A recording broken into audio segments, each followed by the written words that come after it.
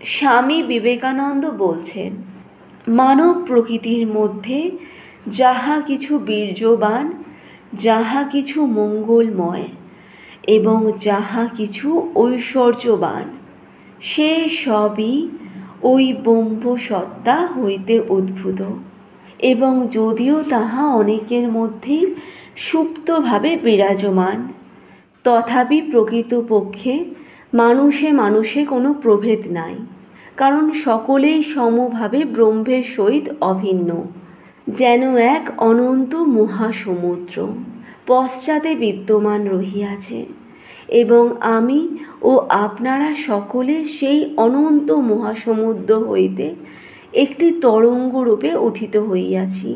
আমরা প্রত্যেকেই সেই অনন্তকে বাহিরে প্রকাশ করিবার আপ্রাণ চেষ্টা করিতেছি।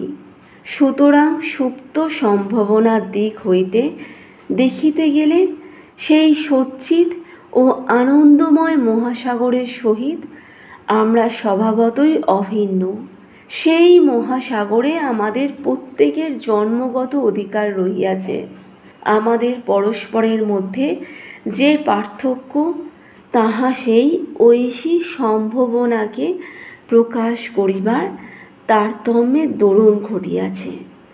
আত্মার এই অনন্ত শক্তি যখন জড়বস্তুর ওপর পড়ে, তখন জাগতিক উন্নতি হয়। যখন আত্মার আলো চিন্তার ওপর নিক্ষেপ হয়, তখন চিরশান্তি বিকশিত হয়। আর মানুষ যখন ওই শক্তিকে নিজের ওপর প্রয়োগ করে, তখন মানুষ হইয়া যায় দেবতা।